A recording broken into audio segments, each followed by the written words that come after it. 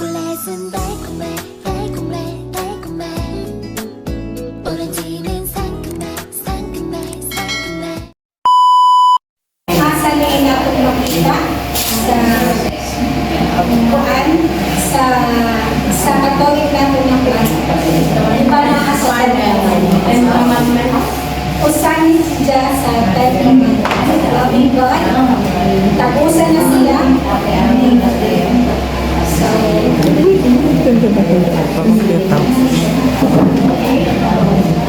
ako di ay ko si Aiden Nadonga, whole unit leader sa Magigal Chapter. Tapos, na ako'y husband, pero bilang ako husband join sa community. Makay singles man ko sa una, minawon man ko sa community, so nag-grab ko sa opportunity na masulat sa Supokan Mesa.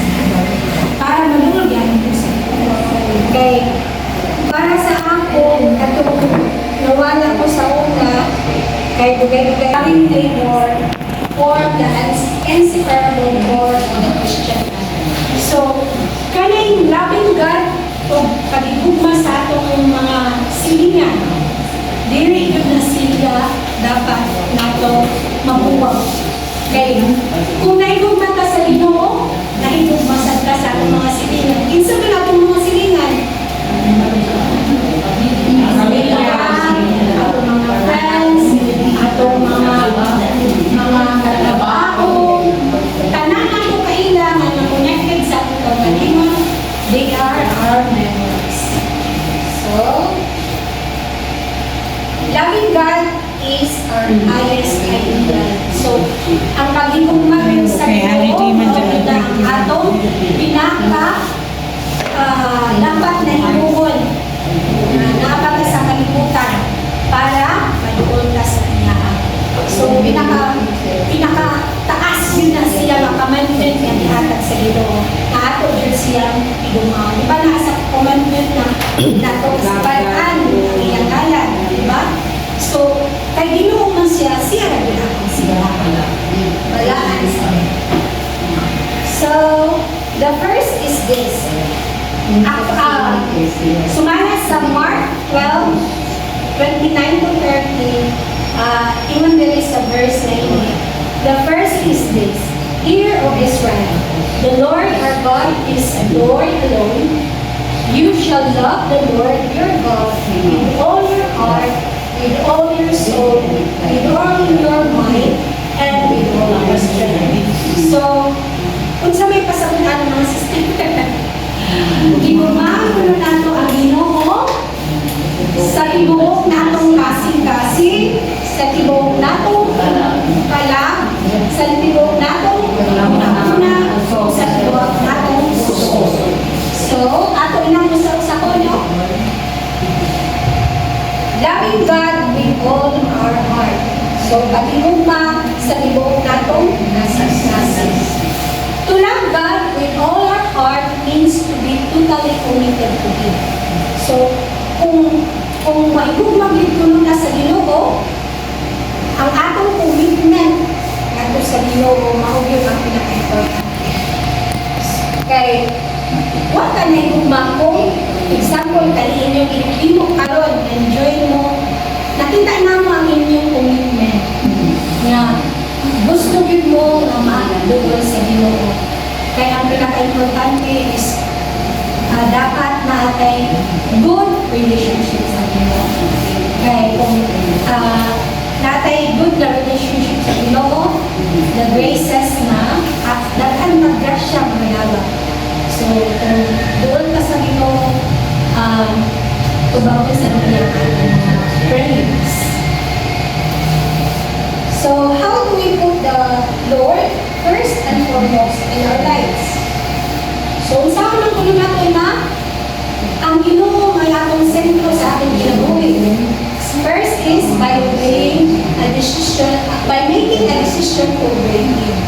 So, sa tanan nato imuhon ng mga desisyon sa ating kinabuhi, always kita mag-pray o mag-ask sa guidance nga unta ang atong mahimo nga desisyon naga subay sa iya mga plano para sa atin. Okay? Next is by developing a personal relationship with God, with Him. So, sa kaginayon ko na, ato yung palikamutan na maduol ka sa Ginoo.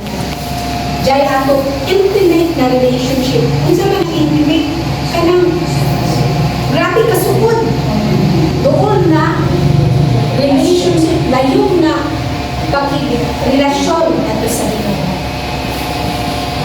Next is by spending time with God, prayer, and in Scripture. So, importante sa good dinay. Sa una, mag-dinig ako bilang sa community, mag-pray ako. Amahan ako, nag-dinig na. Pero sa naan ako sa community, importante din ay magbasa ng scriptures or Biblia, kaya makalearn ng sadya sa mga story sa Bible. Makatabang sadya sa ato na makalearn sadya, makakuha sa mga idea, kung saan sa nato pagpalamo ang atong kinabuhi through sa Bible scriptures. So, kinahanglan nato para ma-intimate ang atong relationship sa Ginoo, naatay prayer, naatay time, naihatag sa Ginoo, mo indulge tag time na mahatag tag prayer. Kay kanang prayer usa na ka may maduol ka sa Ginoo. Sunod, magbasa sadta sa Biblia. Then next is loving God with all our mind and soul. So sa ato, una-una o sa ato kalaban. We love God with all our mind and soul by keeping our mind clean and holy. So, ang atong una-una, importante sa nato na yun na unta ang atong una-una may subay sa iya mga gusto. Dili kay mag-una-una tayo mga bata. So, kinahanglan ang atong una-una sa adlaw-adlaw, limpyo kuno. Limpyo sa balaan. So, paano kuno tama, imong ang atong una-una na limpyo o balaan? First is free from evil and impure thoughts. So, kung sa wala siya, atong una-unahon sa adlaw-adlaw, bisan pa sa kung nato ng mga problema sa ating kinabuhi, dili ka mag-una-una o mga nakutan na makapalayo ka nato sa Ginoo sa pagkahay na naaka sa problema ng karon niya. Dili na dili mo makaya sa inyong pagbaling tabang na nasulad na ang problema. So, always give kita pagdugol sa Ginoo. Pray na ang atong una-una sa adlaw-adlaw dili maadto sa dili maayo. Then, free from uncharitable thoughts. Ano man ang uncharitable thoughts? Kanang daobra sa iyong kaugalingon. Imo lang kaugalingon imong isip. Ang imong mga salita niya, ang igsuon na nanginanglan sa ito, dili mo. Ikawan mo. Example, itahay. As nan-help ang iyong brother. Okay? Nag-isip siya. Pero, una-una, na, mawar na ibuon mo. Ay, manginanglan ka.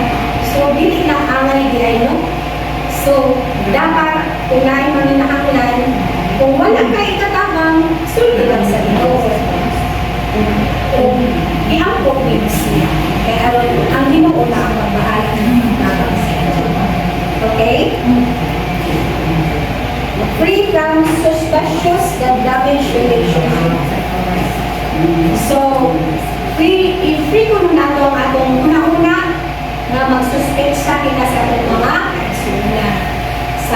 Sama example sa trabaho, pitahay, head na kao, tapos dyan mo subordinate, dili mo sila kadaanan sa wait and trust sa ila, dili na maayos, dili na siya maayos sa atong muna, dili na siya sa Ginoo ng mabuhay.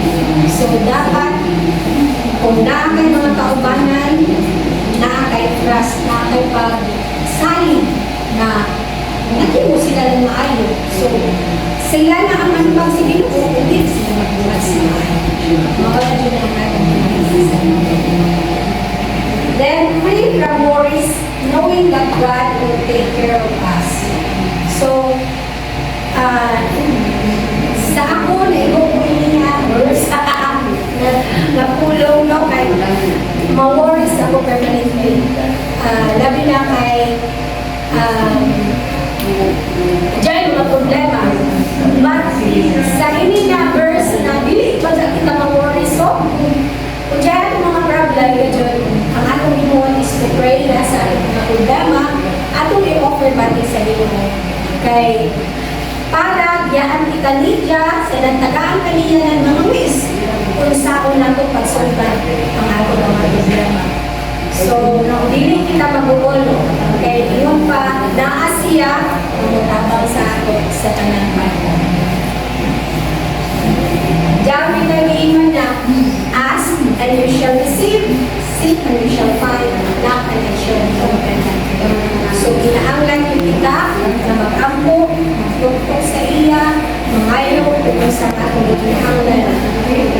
Sa nagdili sa tama, masuko, kung di tayo ng ating sa Ginoo sa ato, kay i-process na sa niya. Siya may nakabalo sa ato pinaguli. So, kuya doon lang nato, kay basin in this time, mamo. So, the next is, we can love God with all our mind and soul by protecting and preserving our mind from unholy influences, so that God can use us for His purpose. So, kinahanglan yun nato nga ang atong adlaw-adlaw na kinabuhi, atong i-offer sa Ginoo, magyahan kita niya, nga ang atong unang-una sa adlaw-adlaw, dili masagulan sa mga dili pagbulit, dili banaan ng mga una-una. Kaya kung masagulan na siya, kung ang nagdominar sa imong una-una is evil spirit na, dili na makasulong si Kristo sa imo. So, dili na niya maimo ang angay niya na imuon para sa imo. Para sa imo pamilya. So, ang pinaka-technique yun is prayer. Offer every day ang tanan